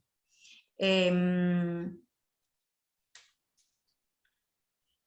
cuanto a los conflictos de emociones, bueno, las emociones y los sentimientos que están en forma permanente en este conflicto, la pérdida de la alimentación se suma a un montón de otras pérdidas y duelos que este paciente viene viviendo de forma individual y que su familia también viene viviendo desde su dimensión de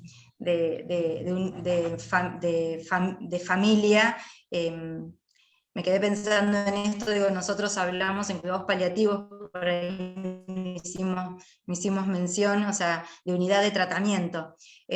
Unidad de tratamiento es el paciente y la familia. El paciente le pone el cuerpo a la enfermedad, y la familia y el cuidador y los cuidadores le ponen el cuerpo desde otro lugar. Pero todos van enfrentándose a diferentes pérdidas y duelos que van haciendo por estas sucesivas pérdidas.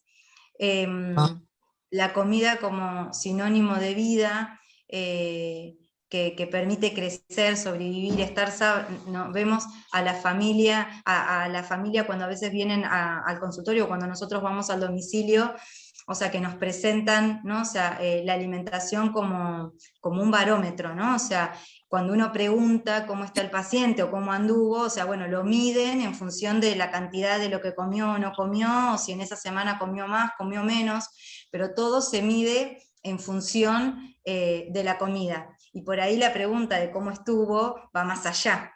Entonces, ven la pérdida del apetito como el signo de la muerte inminente, y esta insistencia en la comida como esta necesidad de mantener al ser amado vivo, ¿no? O sea, nosotros trabajamos mucho, o sea, porque a veces uno, o sea, como equipo a veces uno se termina también como enojando con la familia, ¿por qué él insiste que coma? ¿Por qué él insiste que coma?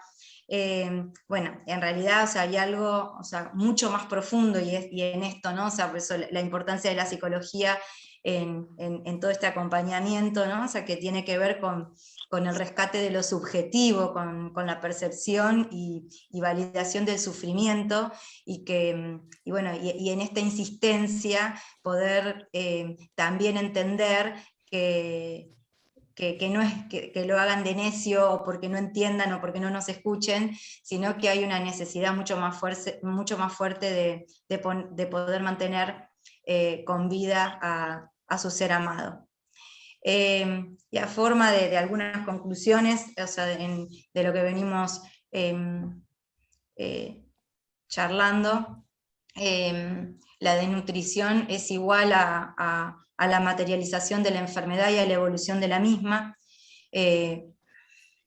La importancia como equipo de poder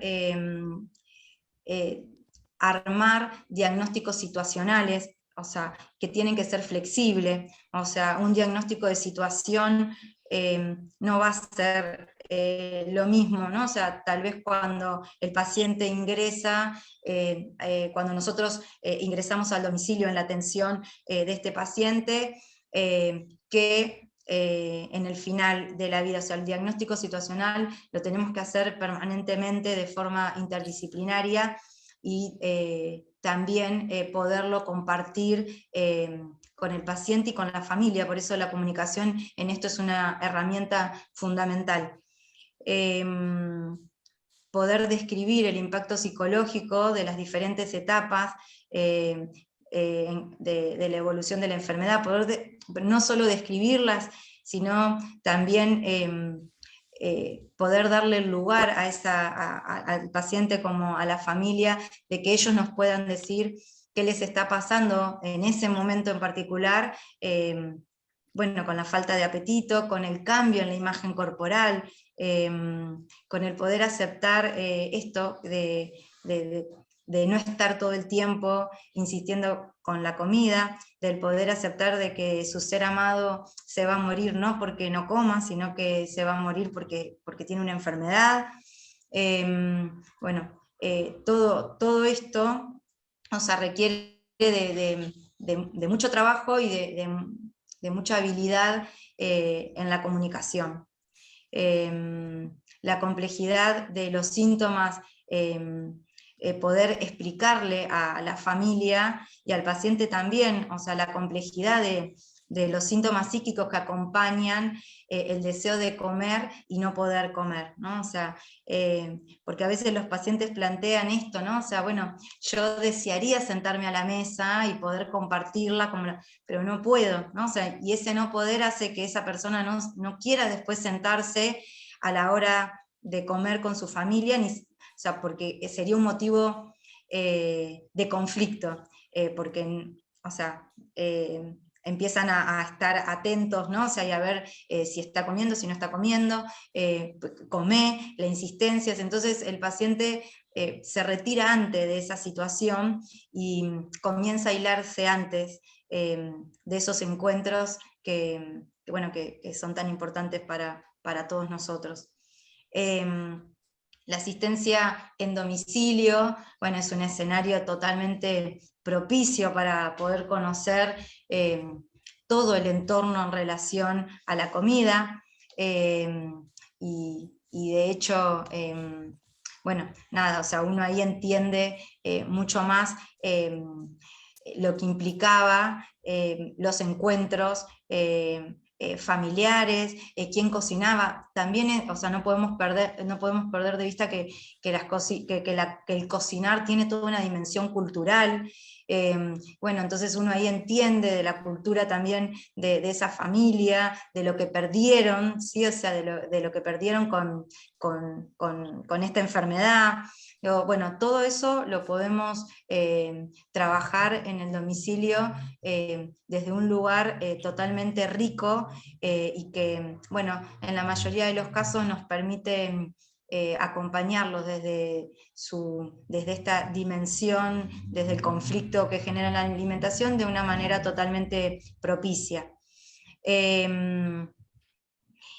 bueno, como psicóloga, o sea, rescatar todo el tiempo el aspecto subjetivo de la nutrición y poder conocer el efecto de la comida en su contexto, que no es lo mismo por ahí que en el contexto de un consultorio o de un hospital. Y para finalizar, me gustaría compartir con ustedes esta frase: mientras vivimos, aún si nos desvivimos, y si nuestro estar es malestar, no podemos dejar de vernos siempre ahora, en una hora que dura mientras dura la vida. Muchas gracias. Bueno, muchísimas gracias, María Emilia. Muy clara. Me gustaría compartirles por ahí, Andrea, vos decías, bueno, a ver qué significa eco. Me gustaría compartirles una presentación mínima de quiénes somos. Por supuesto, por supuesto. Y les comparto un videíto institucional en un segundito.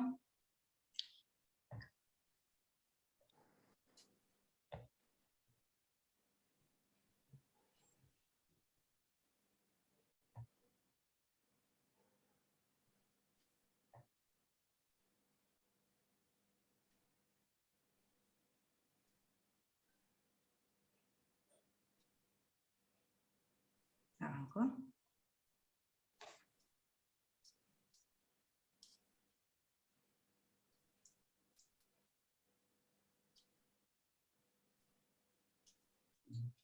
No arranca, ¿no?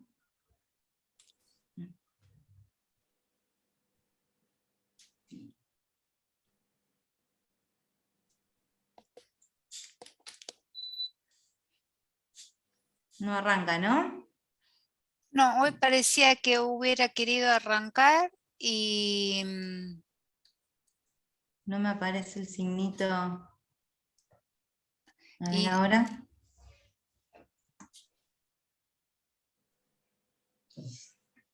ahí dicen que Bueno. abajo de todo puede haber un signo que diga play, abajo de todo dice.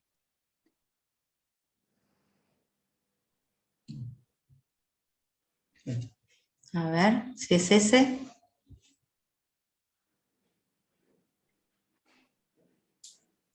Ah, sí. Ahí está.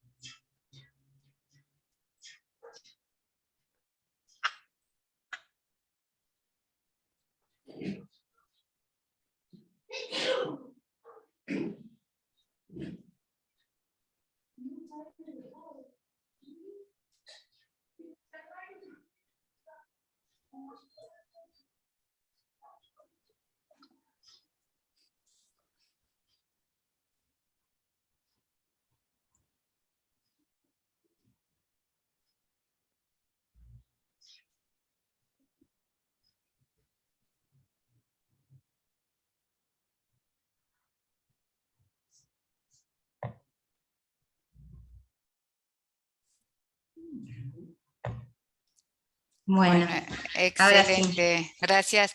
Y los Esos dejamos son- comprometidos entonces también en la próxima capacitación a profesionales, porque entre las preguntas hubo mucho de los que están escuchando la disertación interesados en capacitarse, en poder formarse en este tema, así que los dejamos comprometidos en poder transmitirnos cuándo es la próxima capacitación. Así podemos unirnos y capacitarnos todos aquellos que estamos deseosos de poder conocer un poco más. Yo les quería hacer una pregunta y después voy a unificar. Hay varias preguntas que creo que se puede unificar en una sola. Una pregunta, ustedes desde tener diariamente esta carga emocional y esta descarga emocional de pacientes y familiares continuamente, ¿cómo lo tratan o cómo tratan ustedes de descargarlo desde sus vidas o desde dejar afuera toda esa chaqueta llena de problemáticas que traen y poder hacer sus vidas diarias, ¿no? Porque es un acompañamiento continuo, unas respuestas continuas a familiares, a pacientes y una carga emocional importante. Y es como, no es lo mismo, creo yo, estar entre la vida y la muerte constante que por ahí estar en una oficina y poder cerrar un libro y empezar un día diferente en sus casas. Un poco esa era mi pregunta. Bueno, arranco. En realidad, o sea, creo que hay como varias cuestiones que hacen que uno pueda brindar este tipo de atención y hacerlo de forma profesional, con alta calidad de atención. Uno tiene que ver con el trabajo interdisciplinario, esto no podemos hacerlo solos, o sea, si lo hacemos solos nos quemamos, o sea, es imposible de sostener este tipo de abordajes y acompañamientos individualmente. ¿Es en equipo o no es directamente? Nosotros como... Esa sería una de las aristas. Otra es la formación. La formación continua es fundamental porque nos brinda las herramientas para poder hacer frente también y para poder registrar qué nos va pasando a nosotros con cada uno de los pacientes que nosotros vamos atendiendo y acompañando hasta el final de su vida. Claramente o sea, que nos afecta, o sea, pero no nos limita, ¿no? O sea, uno genera un vínculo afectivo con el paciente, con la familia, tenemos nuestros propios espacios también de reflexión sobre eso. Cuando el paciente fallece, hay pacientes que nos afectan realmente mucho más, tal vez o sea, por su momento evolutivo, ¿no? O sea, por el momento en el cual se encontraba, en la vida y bueno, y encontrarse, ¿no? O sea, con la muerte siempre la muerte nos parece injusta, ¿no? O sea, entonces, bueno, va a haber pacientes que nos van a afectar mucho más, pero bueno, eso lo sostenemos en equipos, con espacios de reflexión, charlando, registrando, aprendiendo a registrar cuando un paciente o una familia nos angustia, nos enoja. Bueno, todo eso lo fuimos aprendiendo durante todos estos años de formación que tenemos, y bueno, y este encuentro que hemos tenido desde la formación de ECO hace 6 años, creo que vamos creciendo desde lo profesional y desde la atención con una calidad humana que hace bueno, que eso también no nos agote a nosotros en el intento. Así que bueno, Martín, ¿querés agregar algo? No, creo que eso es básicamente todo. En lo particular, creo que también ver lo inoportuno y lo instantáneo de la muerte hace como que uno esté más pendiente de estar vivo, ¿no? En muchas circunstancias, ¿no? De decir, bueno, las cosas van por otro camino o por otro lado. Sin lugar a dudas es esto del trabajo en equipo, es lo que a uno le permite sostener un trabajo que demanda tanto. Y la contención es permanente y de alguna manera también por ahí no es que siempre estamos bien y no es que siempre estamos preparados para hacer todo y de alguna manera vamos rotando y vamos tratando de determinar nosotros, mirá, en este momento no estoy para hacer tal cosa, y ir rotando, o este paciente, velo vos porque a mí me genera tal o cual situación, y es una forma de también ir registrando permanentemente en qué lugar nos pone cada situación, ¿no? Cada experiencia de vida y bueno, tiene esas cosas que son tristes muchas veces, pero tiene muchas cosas que después de eso, cuando uno las transforma y logra contener tantas cosas que eran imperceptibles, que son muy chiquitas, pero que son imperceptibles, esto de cuando muchos profesionales a veces dicen, bueno, no hay más que hacer, hay un montón de cosas que hacer, y cuando uno empieza a sostener todas esas cositas chiquitas, genera mucho alivio y mucho bienestar, tanto en el paciente como en la familia. Entonces eso genera buenos momentos, porque todo el mundo piensa que nosotros vivimos de malos momentos, y realmente tenemos en este transitar, tenemos muchos buenos momentos, tenemos muchas enseñanzas de la familia, generalmente recibimos mucho cariño, Y bueno, es eso un poco de atravesar esa situación, pero básicamente la formación y el equipo es fundamental, ¿no? Ujú. No sé, Ale, Ta- ¿estás ahí? Acá estoy, sí, estoy. Eh, Creo que, bueno, obviamente ambos han superado un montón las cuestiones que venía pensando, ¿no? Pero creo que es entender que esto alguien lo tiene que hacer, que por ahí, por las razones que fuesen, uno se formó para poder entender tanto al paciente como a la familia, y que quizás desde la teoría o desde la práctica uno tiene que compartir. Y eso creo que te termina llenando, ¿no? Es esto de ponerle un poquito de amor a la profesión y, y saber que cuando damos es mucho más siempre lo que recibimos. Entonces creo que la carga no se hace tan pesada de ese lugar, ¿no? Bueno, y te voy a resumir un poco que a veces yo creo que es un poco, creo en lo personal, ¿no? Porque a veces nos preguntan acá en el chat, ¿cuándo se opta por la alimentación enteral? ¿Hasta cuándo insistir? ¿Cuándo se da dieta hipercalórica? ¿Cuándo se da hiperproteica? Entonces, por ahí son todas respuestas que me parece que son un poco individuales según el paciente, pero bueno, respondan ustedes que son los que tienen la mayor experiencia, pero todo va un poco con esto, hasta dónde insistir, cuándo la dieta hipercalórica, cuándo se decide por la enteral, cuándo se deja libre albedrío lo que el paciente desea comer, a ver si más o menos con una respuesta uno puede englobar todo esto que están preguntando, ¿no? Ale, ¿querés contestar vos o contesto yo? Me animo, si me sale, me si me pierdo, me ayudan, me rescatan. Bueno, con respecto, siempre hay que, depende de la evolución del paciente y el momento en que abordamos al paciente, ¿no?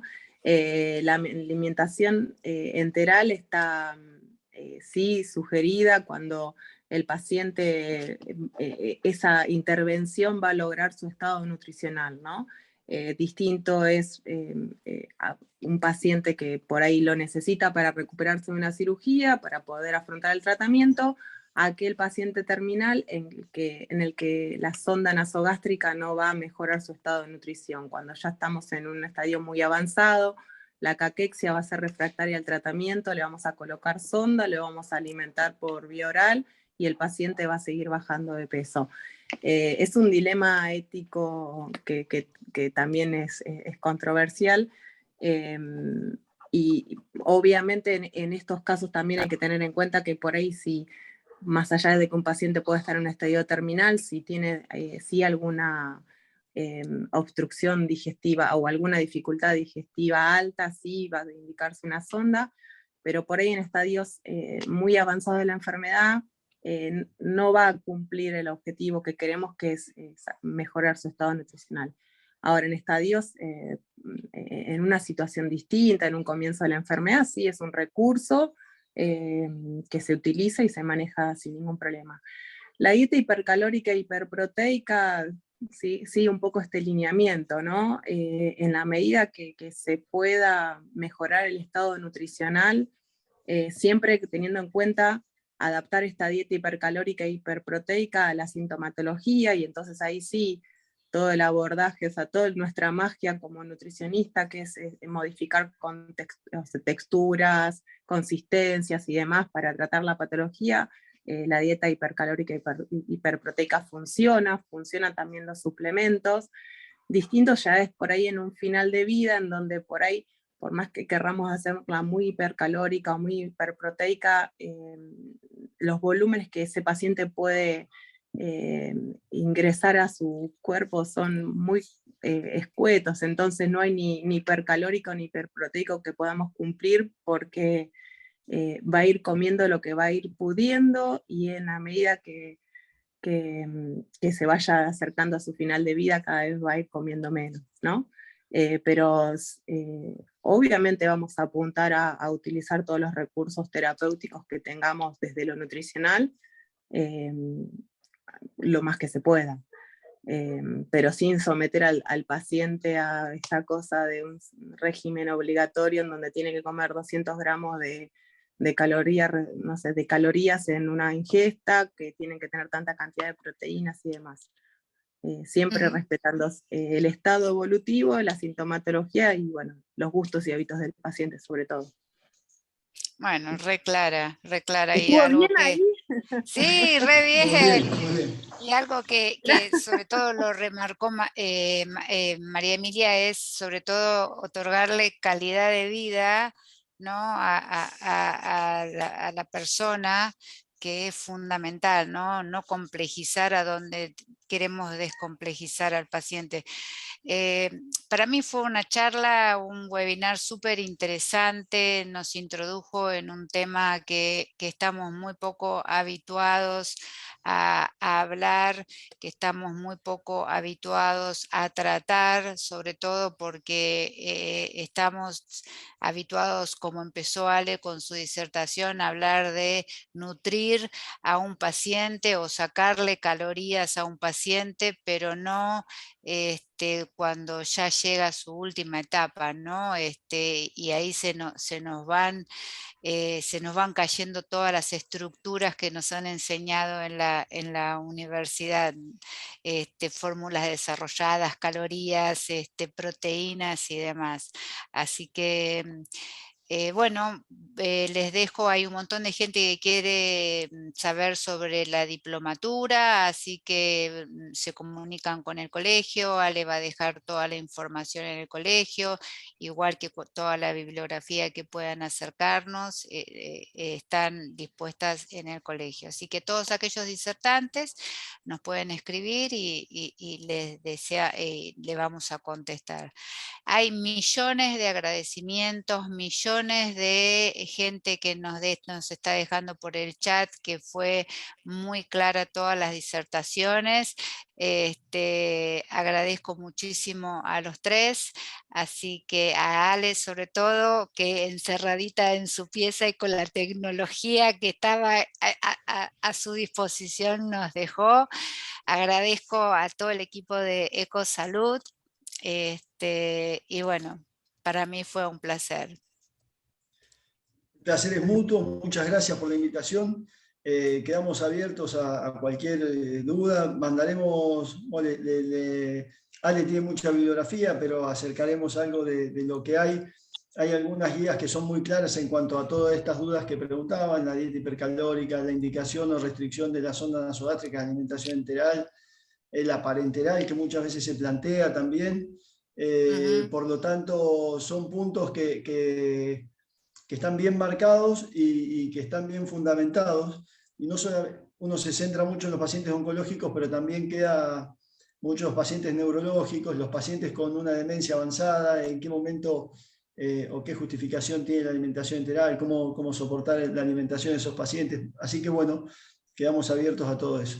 Bueno, yo también agradezco.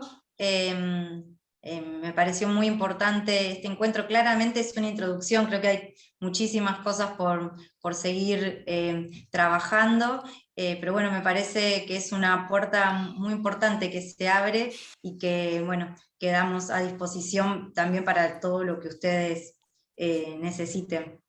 Bueno, entonces les damos las buenas noches, agradecemos a todos por haberse quedado hasta esta hora en esta presentación y un saludo desde el Colegio de Nutricionistas de la provincia de Buenos Aires. Muchas gracias. Muchas gracias. Hasta luego. Adiós. Hasta luego. Muchas gracias. Hasta luego. Chau, chau. Chao.